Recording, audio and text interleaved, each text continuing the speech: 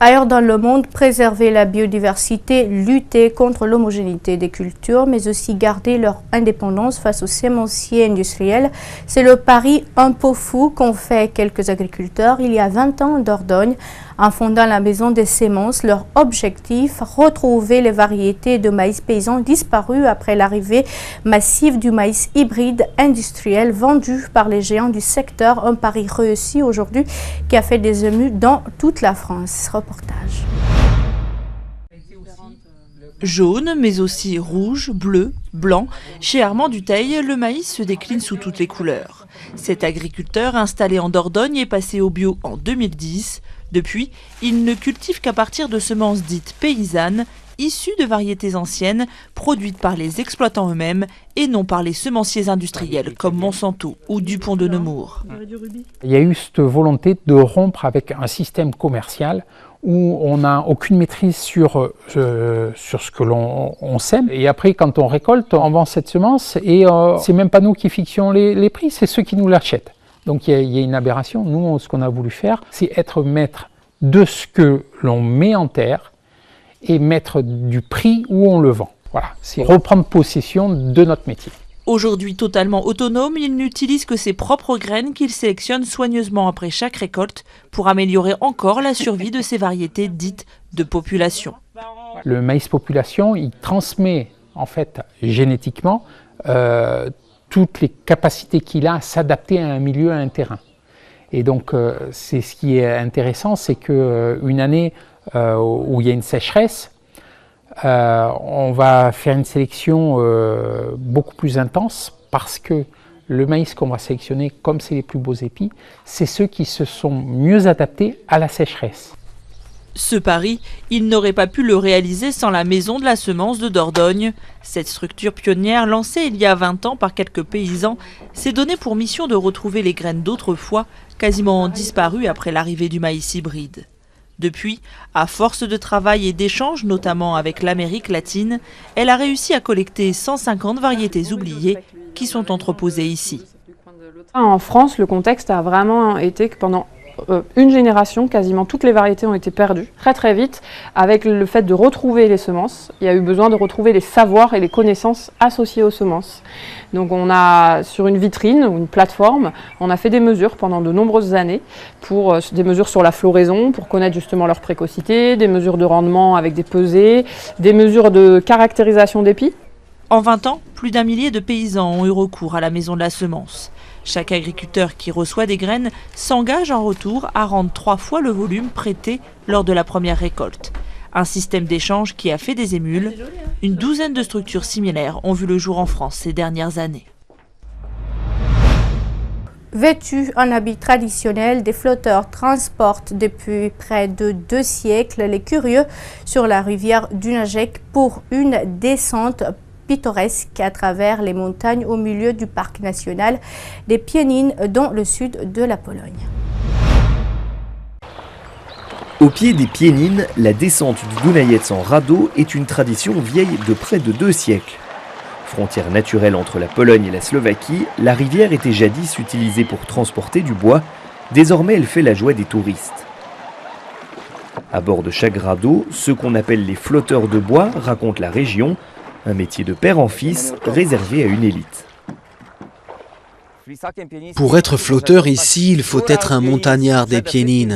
Il faut être né dans un village au bord de la rivière, y vivre, faire partie d'une famille de flotteurs. Depuis quelque temps, on tolère d'autres candidats venus d'ailleurs, mais uniquement à condition qu'ils s'installent et vivent ici. Les conditions de recrutement des flotteurs sont strictes. Pour postuler, il faut être un homme âgé entre 18 et 30 ans. Les 3 premières années, ce dernier doit se former avec un maître avant de passer les examens théoriques et pratiques. Seuls les maîtres peuvent naviguer lorsque le niveau du Dunajec est élevé, car sa profondeur variable, de quelques centimètres jusqu'à 18 mètres, présente de nombreux dangers. Je suis tombé plusieurs fois dans l'eau lorsque j'ai commencé le métier de flotteur. J'ai été le timonier et ma perche s'est coincée entre des pierres au fond de l'eau. J'étais jeune, inexpérimenté et je ne voulais pas la lâcher, donc je suis tombé dans l'eau. La balade, qui dure entre 2 et 3 heures, offre des paysages pittoresques. La faune du parc national des Piénines est riche, mais l'endroit est surtout connu pour ses hautes parois rocheuses qui tombent à pic dans la rivière. C'est incroyable, je n'ai jamais rien vu de tel. Il n'y a pas de paysage comme ça en Irlande, donc c'est très bien de le voir.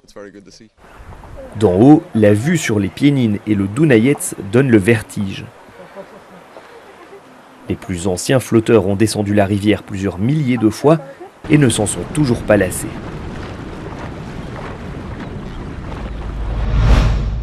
Tombés dans l'oubli après les années 90, les drag queens font leur grand retour à Paris. En plein débat sur les questions du genre en amont de la Gay Pride qui aura lieu ce samedi à Paris. Rencontre avec Alfie qui, le soir venu, se transforme en papillon de nuit. Suivi. Les drag queens ont connu leur heure de gloire dans les années 90 à Paris. Mais la dernière fête de la musique le confirme, le phénomène est de retour. Ce bar du quartier Bastille graine chaque semaine un public jeune, nourri aux réseaux sociaux et prêt à casser tous les codes de genre. Venu d'une petite ville d'Angleterre, Alfie espère bien percer sur cette scène drague parisienne. Avant de se lancer dans sa performance, il lui faut plusieurs heures de préparatifs, à commencer par le rasage. La transformation n'est pas terminée, mais Alfie est déjà devenu un personnage. Il s'appelle Moth, papillon de nuit en anglais. Une culture s'est développée. What's happened with the LGBT community, avec la communauté because LGBT. we've been so,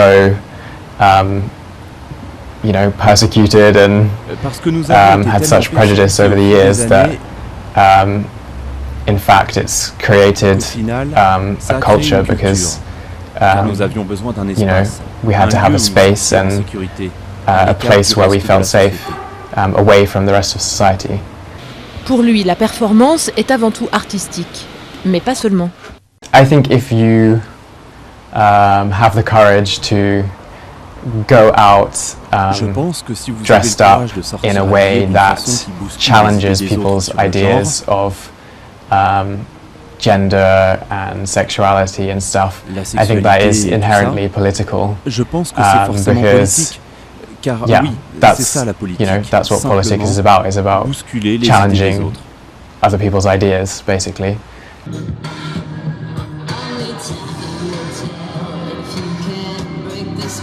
Le mouvement entend rester underground, mais avec le succès de la série RuPaul sur Netflix et l'explosion des comptes Instagram, la culture queer tente à se démocratiser.